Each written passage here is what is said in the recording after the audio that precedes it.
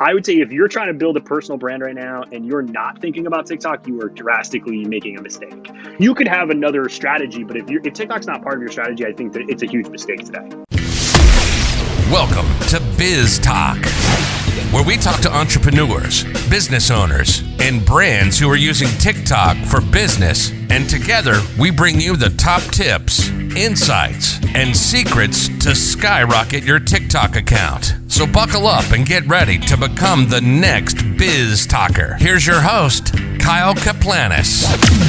Hey everyone, welcome back to BizTalk. It is your host, Kyle Kaplanis. In the studio today, I have Rob Kinsella. You've probably seen him over on TikTok with his 142,000 followers. Rob is helping people get hired faster because he's giving tips on resume building, LinkedIn, job search. He's a recruiter by day, entrepreneur by night, LinkedIn expert, resume writer. Rob, welcome to BizTalk. Awesome. Thanks for having me. I'm excited about this. I know we've been talking a while about doing this. That's great to finally get together. What's cool about TikTok and also my podcast is you're able to get connected. People think professional setting, LinkedIn is the go-to to be connected with people. They might not think TikTok could be as well, but it really is. On my podcast a few episodes ago, I had Brendan Gann. I asked him, hey, Brendan, who's some of your favorite creators? And he mentioned you. Prior to that, you didn't pop up on my For You page. There's millions of creators on there. I was able to find you on there.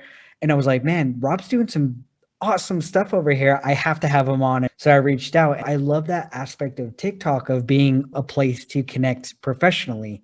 I think that's evolved. I was a consumer probably 9 months ago, but really got serious at content creating 6 months ago. And honestly, when I first started, people were like, wait, there's resume stuff on TikTok? Or people were like, this is not what I'm here for, but I'll take it. I've seen it evolve a lot over the last 6 to 9 months of entrepreneurship and job search tips and just delving more into the business side of the world, if you will. And like you said, the lines are getting blurred between LinkedIn and the other platforms pretty quickly. Yeah, absolutely. You got into it about 9 months ago consuming, but what even brought you there in the first place to consume? I've always been a fan of video. And I know that sounds cliche, but like I went to film school 20 years ago. I thought I was going to be Martin Scorsese, and I quickly learned that I wasn't going to be Martin Scorsese, but like video was always a passion of mine. Didn't do much with it in my career. Landed at an early stage startup maybe 7 years ago and helping brands scale video when YouTube was taking off, Instagram, Vine was the thing. So it was really helping brands try to figure out how to come up with a content strategy. I really got hooked on it at that point. Again, never did anything on my own. And so I saw this huge opportunity with TikTok and a product that I had started. Ultimately, that product didn't work out, but I was targeting a young audience. It was a video-based product. It was actually video resumes. I was like, this is the perfect audience to talk and test this product with. But like all of the brands I've ever advised, I was like, you have to add value. You can't just be talking about your product. You can't just talk about your thing. So I expanded my content to just be video resumes, but also here's all these grassroots foundational job search tips. And that just took off. And the video resume thing didn't work out, and that's totally fine. But this job search, career coaching, whatever you want to call it, just took off. Were you really shocked to see it take off? Were you thinking it was just going to be this really slow trickle? Yeah, the first video to hit 1 million views. My first million views, I have a few, but my first one literally was, I had a cadence where I was posting every day. And that was my goal. I was like, I'm going to push myself for 60 days. I'm going to post every day. Yeah. That can be difficult sometimes. I have a day job. I have a family. So I was like, I need to post a video. I'm like, I don't have anything today. And somebody was like, hey, can you review my resume? And I was like, I'll just do a video. It took me 15 minutes. It was my first resume review video that I did, which I'm known for. And it got 1 million views. And I was like, the production's value is awful. It took me 10 minutes to make. And the reason why I made it was because I had to insert a video. That kind of started to take off. And then from that point on, a couple of different things that I did really stuck, and it grew pretty fast. Going through people's resumes is so key. A lot of people are getting a ton of value from it. Like you said, value is so key. Building your personal brand, you have to bring something. You can't just keep talking about all the things you offer. Nobody cares. Like at the end of the day, they really don't give a shit. So they got to see, you got to give them something back. When you do, then they're going to care. I love what you said too. You put this video out there and the production wasn't good. It was just basic. So it took you 15 minutes. That's what I love about TikTok. It's just being raw, real, and authentic. So many people overthink it. Like you said, oh man, I got to make all these videos, but it can really be that simple. And value can just be you saying a quick message to your audience. In the past with YouTube and Instagram, we're so conditioned that it has to be this picture perfect. It's a thing that held me back from YouTube for so long. Whether there was other content ideas that I had, but like the YouTube part was just such a heavy lift. And I think eventually I'll get there as a supplement channel and whatever. But I agree with you. especially when you're starting out, to have that kind of lo-fi production be valuable. And in a lot of ways, I look at some content creators that have really low production value, and they're great textbook cases of it doesn't matter. I know a ton of content creators with 100,000 followers, and even some of their videos, I'm like, oh, you should really do something about the lighting. And my lighting's not good, but I'm saying like, you can sometimes feel it, but it doesn't matter. The content's great. Exactly. No, and that's what's key too. Like your content, don't overthink it. If you have some good value to bring, come to TikTok and you can adjust as you go. In the beginning, it's fine if you don't have the greatest lighting. As you grow, you can develop and add those things in. Lighting is such a key aspect, though. It really is, because that does drive me nuts. Sometimes I see some videos, I'm like, man, this was good, but if your lighting was just even a little bit better, that video probably would have been That was the only investment I made. I asked for, it was an anniversary gift. I got a ring light for an anniversary gift, $100 on Amazon. And that was really the only investment I made for 6 months. Honestly, I got to 80,000 followers with an iPhone 8 using the selfie camera. So if someone tells you needed, yes, lighting, I think is probably the one thing you should probably invest in. But beyond that, but even investing in lighting can be just setting up a really good spot in front of a window where the sun is good on this time of the day. And that's when you're going to shoot there. That's the investment. The investment's time. No, for sure. 100%. You think of YouTube and it's so daunting. You're like, oh my gosh, I need a DSLR camera. I need a studio space. I need green screens. I need an editor team. TikTok is bringing more people to be able to create video. So many people have been held back and they do have a ton of value to bring. Like you said, value is the number one thing. As you're talking about LinkedIn building, a lot of people looking for work with their resumes. Do you think TikTok is something that people should be doing for building their personal brand? Do you think it's a good element there? I do, and especially because you said like personal brand. I think it's good for CPG companies and other brands as well. But I think from a personal brand perspective, to your point about the low production value, it's so easy. Gary Vee has been talking about it for years about just pulling out your camera and talking to the camera. I think TikTok just gave us the microphone and the lens to do that in a way that we hadn't seen before, where you could be vulnerable, you could say ums and uhs, you could make mistakes, you could do all of these things, and it was okay. It actually is what people wanted to see. I think that just opened up the door. I would say if you're trying to build a personal brand right now and you're not thinking about TikTok, you are drastically making a mistake. You could have another strategy, but if TikTok's not part of your strategy, I think that it's a huge mistake today. That's awesome. I'm also on LinkedIn. I talk to a lot of people on there, and it's funny how when you bring up TikTok, and it's not even 50-50 at this point, it's still like 30-70, that the 70% are like, why should I come to TikTok? This is crazy. Like, no way. No way. And those people are going to be the ones that are going to look back and be like, I missed out on Instagram. And 100%. Like, I agree with you. I haven't done a lot of LinkedIn content. I've been so focused on TikTok, but it makes sense. I'll be investing in LinkedIn time-wise and content-wise. I have a lot of friends that were like, you're 42 years old. You're on TikTok. What are you doing? And I kind of expected that. So I walked into it knowing I'm going to get some pushback here, or not pushback, criticism. The reality is it doesn't matter. Yeah. It doesn't matter at all. Do you think in the future that employers will be wanting to look for people on there and just seeing what kind of, or do you I've seen it already happen. Yeah? I've seen people posting jobs. They'll be like, hey, I'm hiring for this role. You can DM me. You can find me on LinkedIn. So there's like that side of it. Yeah. I've seen a bunch of people, a bunch meaning like handfuls, but I've seen videos where people were like, somebody found me on TikTok and is now asking me if I'll come and do an interview. One was a teacher. One was a designer. So like, yeah, it happens. That's so cool because TikTok is so authentic. You can see somebody a lot more clear if they're fun, or you can their skill sets or the value that they bring. You're like, man, I got to have this person. With Project Z, we house some of the top TikTok talent. We were looking for an intern and I did it more TikTok based. I'm like, hey, make me a TikTok and tell me why you want to work for us. That was really fun because I needed to see somebody's creativity and it fit well. That's what we do.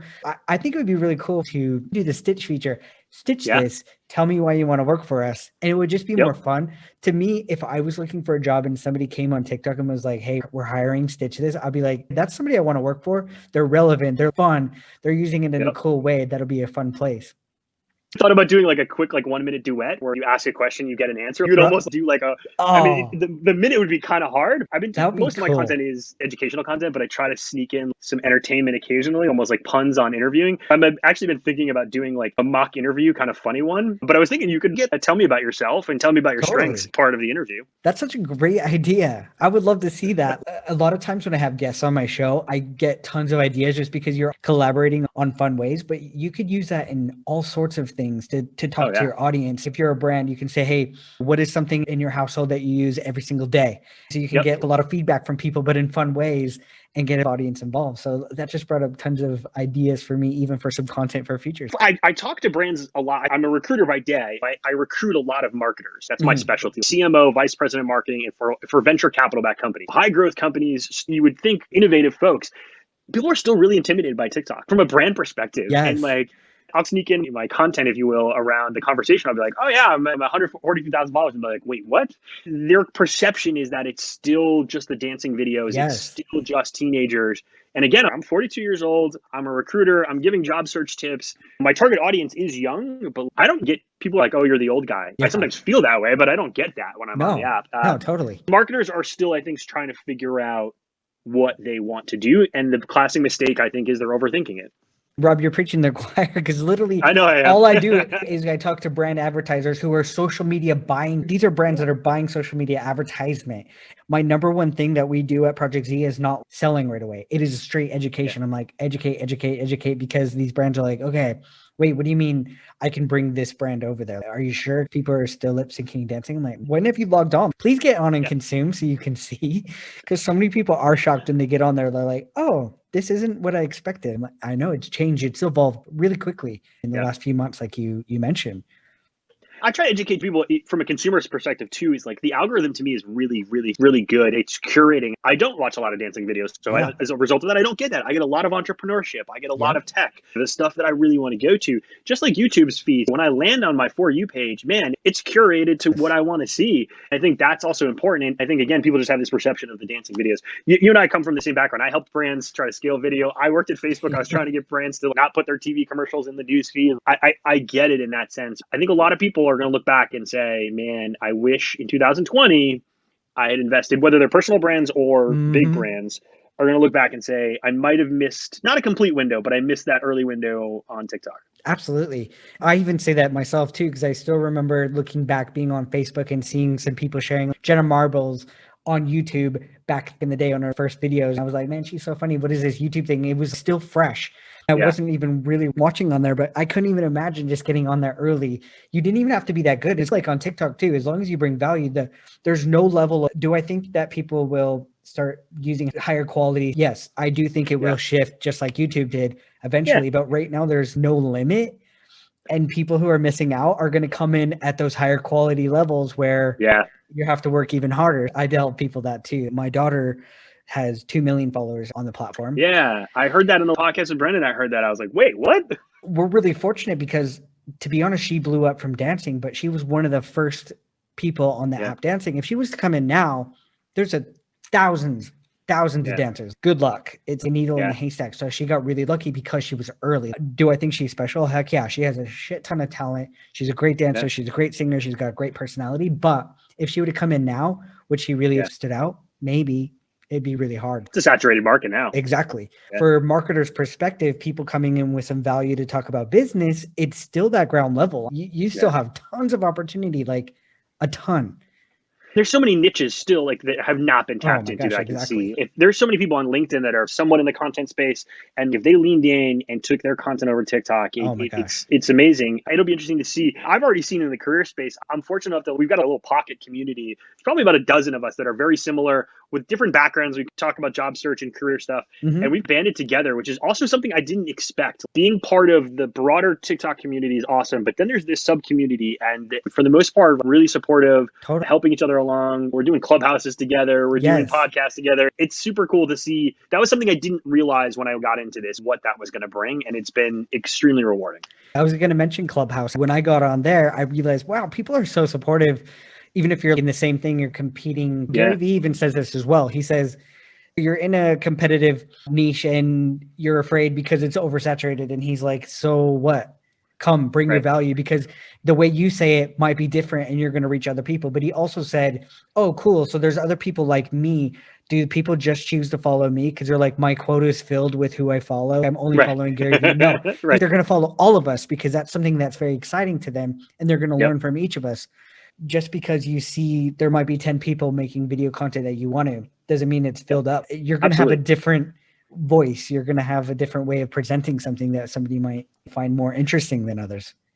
I think we overestimate how people respond to you personally, how you interact. To your point, like you may say it a different way. I think, Yeah. that's worked well for me is my style. And people say, I love the way you present it, I love the way you think about it. I think there's so much flexibility on TikTok. There was a while where I was doing videos with my camera, but I was like shooting my screen. So I was showing LinkedIn stuff or whatever. Yeah. And I did that for a long time. And that was actually really good for me because it gave me confidence to build up my channel a little bit. And I didn't have to be on camera as much as I Yeah. started. Then I noticed, if I looked at my analytics, that my views weren't as good when I was on camera. And I was like, what is that? Is that not a good sign? So I kept changing things up. But it was really funny in the beginning. I was really nervous in front of the camera, but I got to start with this idea of shooting the screen, which I Yeah. watched other content. I learned that from other content creators. I just watched everybody else doing it. I was like, this seems to be working. I'll just try this.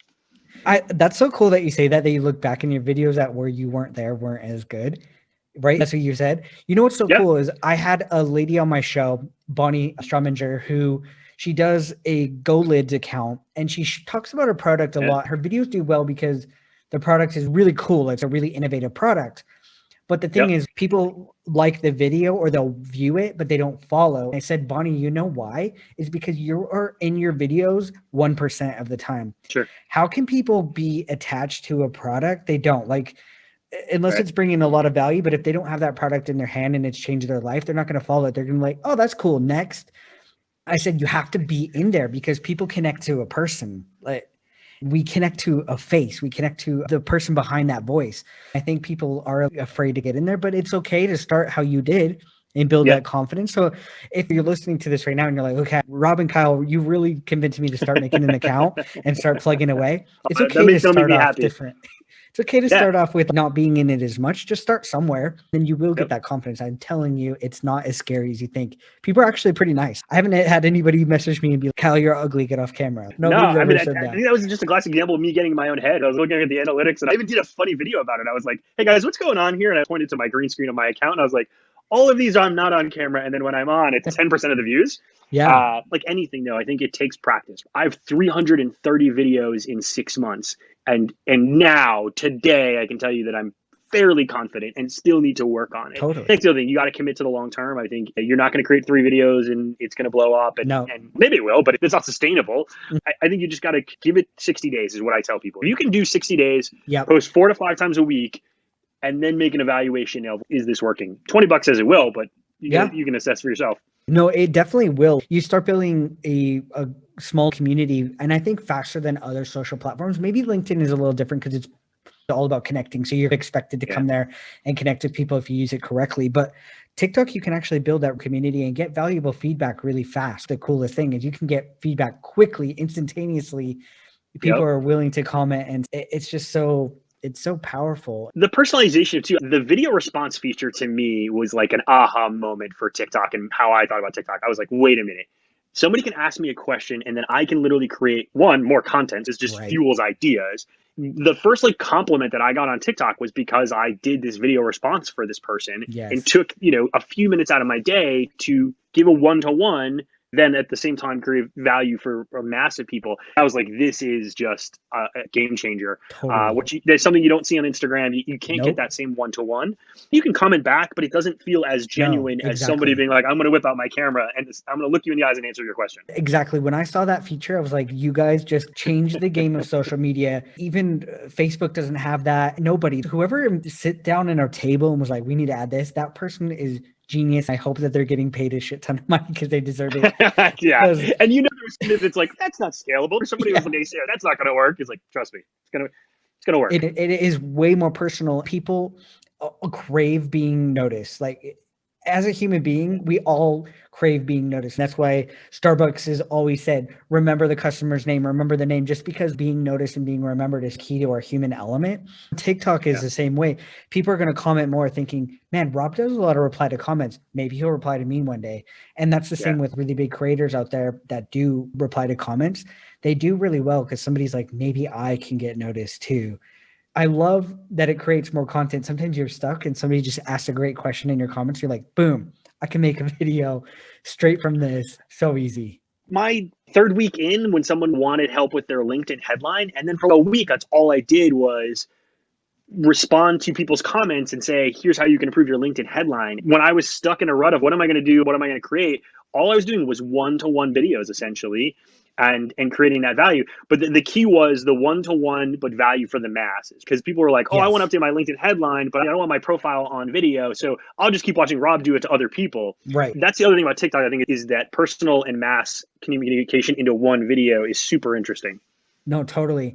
I think that's really important. Some people, don't do that, but I think that's really key because then people can learn from that video as well. It's not just geared to that one person. They're like, great, this was a waste because it was only for that one person. My last podcast guest was Law by Mike. I'm not sure if you've seen that. Yeah. Guy. He's awesome. Freaking awesome. Him and his manager, Sebastian Paredes, they talked about that. The most important thing on TikTok for content, which is really true, is your content needs to be either educational, inspiring, or entertaining. And if you can get all three, you're guaranteed viral success.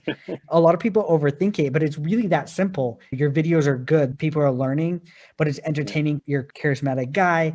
You have a lot of energy. It's inspiring because they're learning something that they can do for themselves. You get a lot of those elements. And I think that's why you've had a lot of success with some of your videos and some of them reaching 1 million view videos, which is awesome.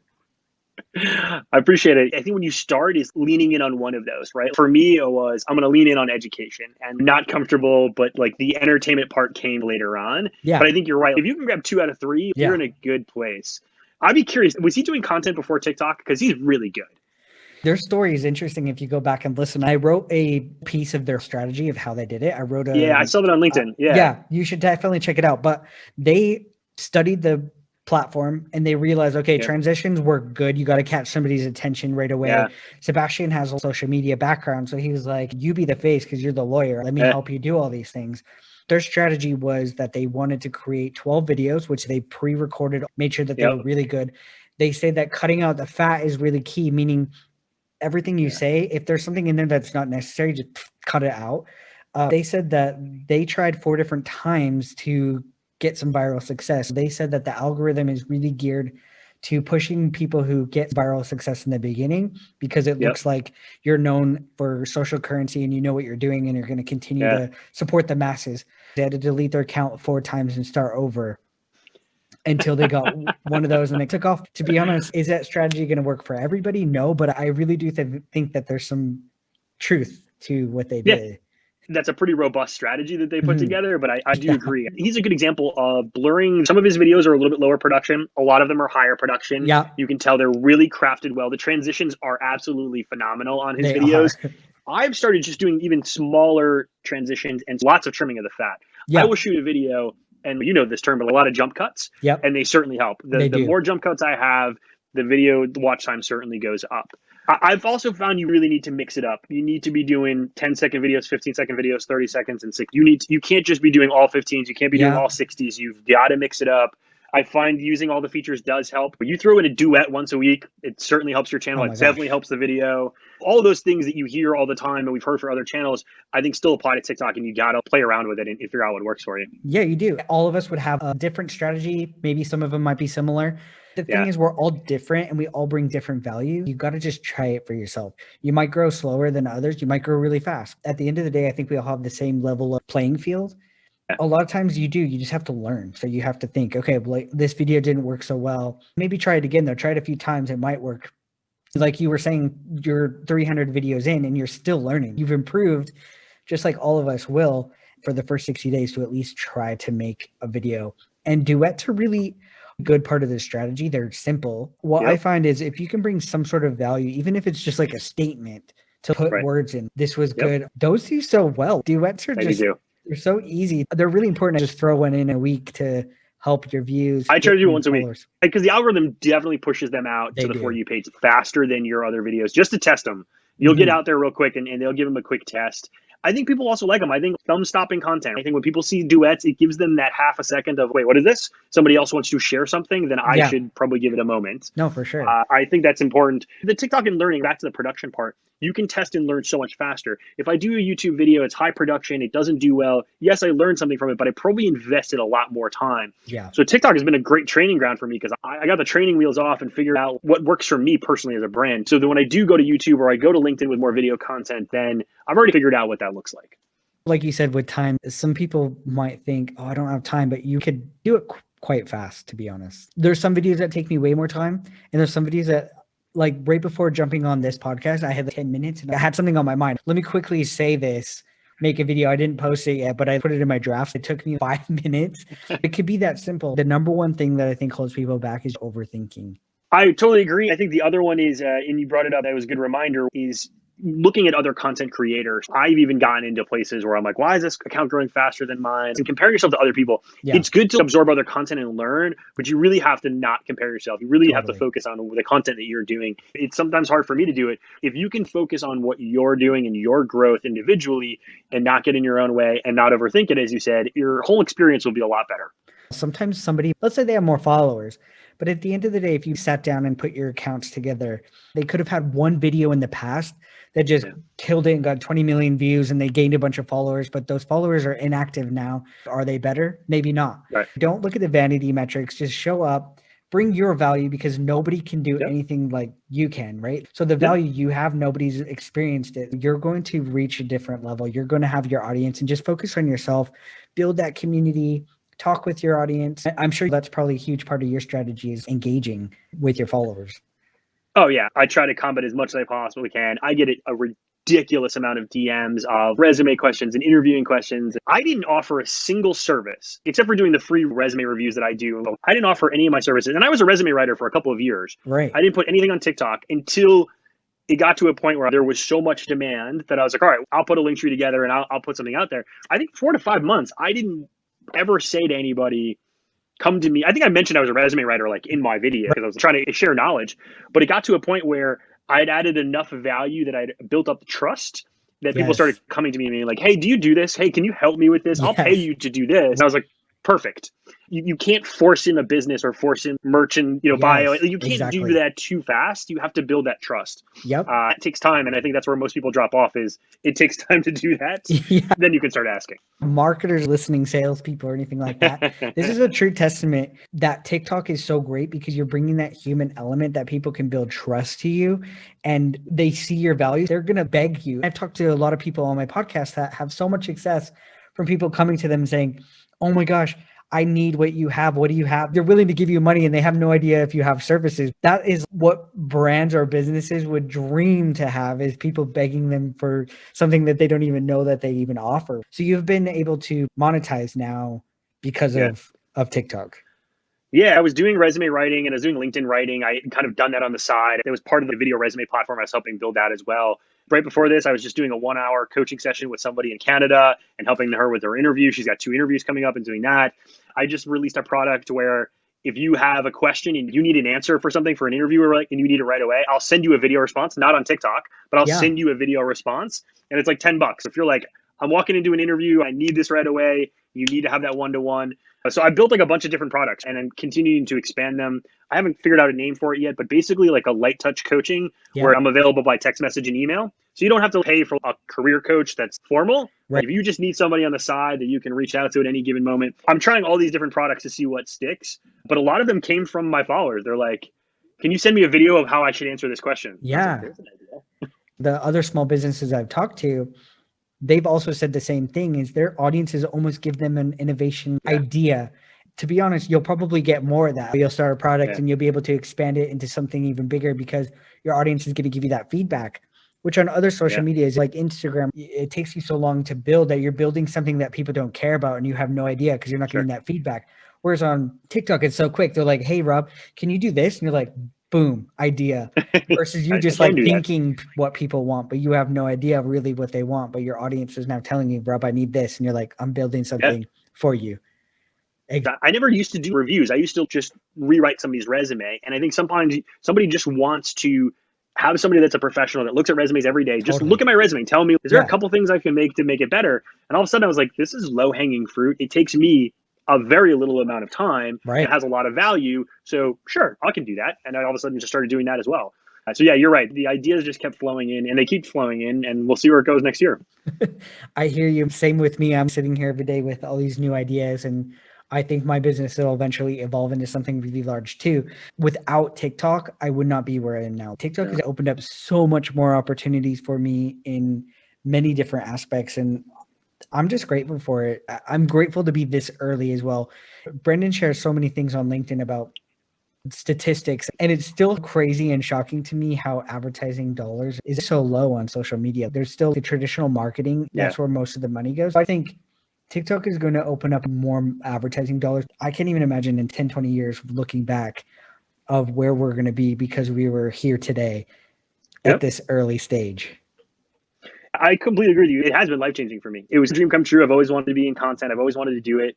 I think there's something else that'd be really interesting to your listeners is a large publisher reached out to me at 5,000 followers. Got some momentum, but not a huge following. And they were like, we love your channel. Would you consider writing a column for us around career advice? They completely reached out to me. Again, I wasn't offering services. This was something I was doing on the nights and weekends. And this large publisher found me. I think that was also an aha moment for me was one, you don't need to have a massive following. No. It doesn't need to be this big number. To your point, it's a vanity metric. If you're adding value and content, people will come to you. That was a big tipping point and aha moment for me. I was like, I'm all in.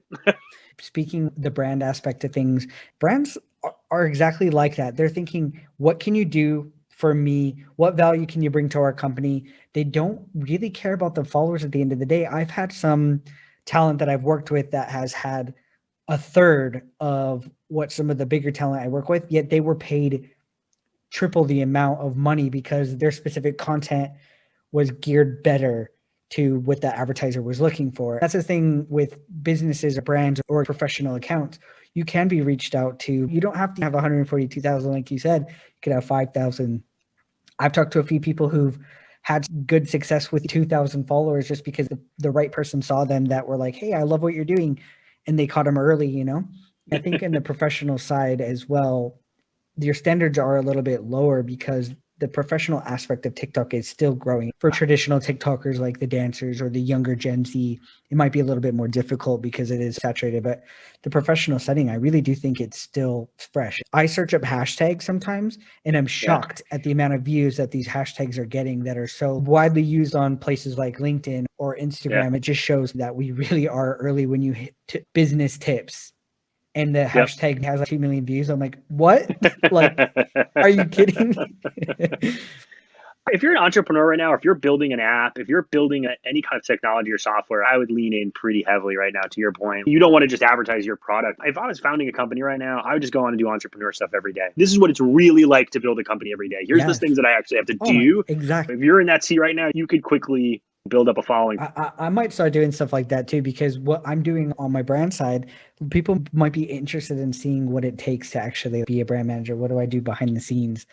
Oh, I talk to these young professionals. They actually don't know what a lot of jobs are. Because I'll talk to them like, what do you want to do? And they're like, I don't know. Because we're not teaching students what marketing does. And this is what advertising is. And what is the difference? And I'm just using that as an example. It could be any kind of industry, but we haven't really mapped out career paths for people. So I think showing people what does a brand manager do every day? Yeah, exactly. I'd be like, let's watch that. Yeah, because before you just read what people do, what are you in accounting and what does that mean? They give you a different response because they're in it every day. Sometimes it could even be negative because they might be just sick of it. They might just even be sick of the employer, right? But showing the actual what you do, somebody might not have thought, oh, I want to be a brand manager. They might never have thought of that. But after seeing what it looks like and the things you actually do, they're like, yo, that is actually so cool. That's something I'm really interested to pursue. It's like virtual go to work day, right? Go see what it's like to actually, take your kid to work day used to be a thing. Take your friend to work day and what it's like to really do something.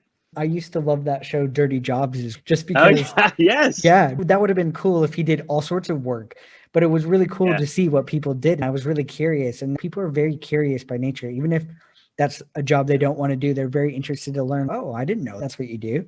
So yeah, definitely. That's awesome. Yeah. Is there any final strategies for people that you think are working well? I think at the end of the day, you should really start thinking about building a personal brand. I think whether that's LinkedIn and or other social media platforms, if you're a designer, maybe it's Dribble or something, there is different platforms that you can jump into. I think like the younger audience needs to start thinking about building a personal/professional brand. That can come in a variety of different ways. The resume is going to be around for a while and we're probably going to still deal with it. There is a way to create this brand, which is going to give you a lot more opportunities beyond just your education in the last job that you had. I think when people start to lean into that, it really does change how you think about your career and your next job opportunity. I think LinkedIn is probably the best platform right now today for that. Yeah. I'll be very interested. We could have an entire podcast about LinkedIn. I'll be very interested to see where LinkedIn goes in the future. I do think it's very soon going to have the Facebook problem, which is that's my parents' app, Yeah. challenges, if you will. I don't think it's going anywhere, but I do think about how you build a personal brand in a professional way on LinkedIn and a couple of other platforms is super important. That's cool that you brought that up. I talked to a lot of creators who are not on LinkedIn, and believe it or not, it's a huge place to be because, like you said, a lot of the decision makers in these brands are the older demographic, right? And most of them aren't on TikTok. They might have staff on TikTok. If you can be where they can see you, it'll make a huge opportunity. My daughter's on LinkedIn. She was able to grow quite fast on there. She has about 15,000 followers, which is pretty well for on LinkedIn. For LinkedIn, that's great. I talked to a couple of my creators and saying, look, you should get on LinkedIn. They're like, first of all, what's LinkedIn? And then they check it out and they're like, I think you got this wrong. I shouldn't be here. And I'm like, no. You really should. You got to be where the people are that make decisions. I educate a lot of creators to be in that space as well. I don't think it's going anywhere. There's nothing really that has that aspect, like you said. I think what it needs to do is track to the younger audience. And to your point, the education that you're doing, I think, is more of what we need to be doing it collectively. How do we utilize LinkedIn in a more efficient way? So it's not just when I need a job, I go there. It is a resource that we go to on a regular basis. A lot of my content's around educating people on how to build that brand and that platform. So it can be that for you and less of just a resume.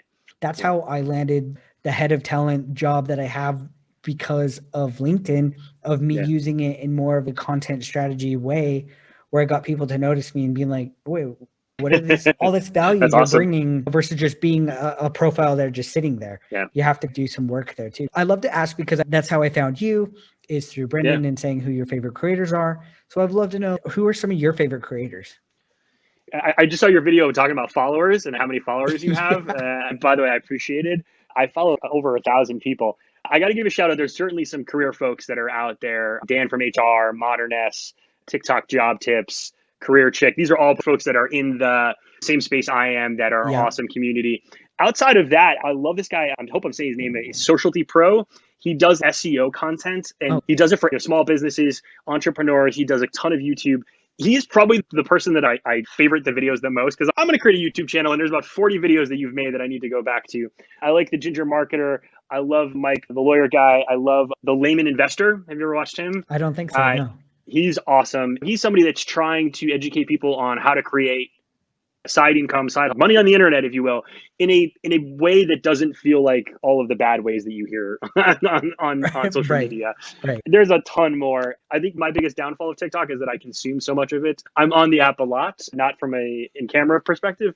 But I like to follow people that bring advice when it comes to entrepreneurship, technology, and money. That's probably the areas that I lean into the most. The algorithm has done a good job serving me up. Like my video said, follow people that bring you value. There's a ton of people that just follow people because they think they're going to get followers back. If you're wondering, good luck. That's not going to do you any good. There's so many people bringing such great value on the app. I learn something new every day. I've learned more because of TikTok than I have in any other platforms. And that's why consuming can be so fun. My brain naturally just hits the TikTok app as soon as I open my phone. Me and my wife joke about it all the time. Me and her just sitting there. She's like, why did I just open TikTok? I'm just trying to log into the bank. And I'm the same way. And then it'll be like one of my resume videos. I'll be in the kitchen and my wife's, oh my gosh, why do we hear your voice again? Or screaming out resume videos. That's hilarious. Oh, sorry. To your point, I'm just trying to go to the bank app. It's just always open. Yeah, exactly. It's funny, but I love it. I don't think of it as consuming too much because I'm learning, I'm educating. Yeah. It's just fun. It's a great place. I think people should really check it out and give it some time and do that 60-day plan. Like you said, just try it 60 days. Just make a video.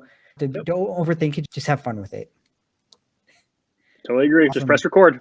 Where can people find you? And if they have resume questions or tips, or they want to look into this program that you have, how can they do that?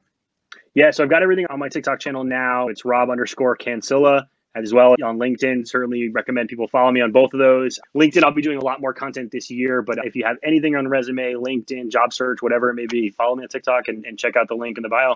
It has everything there.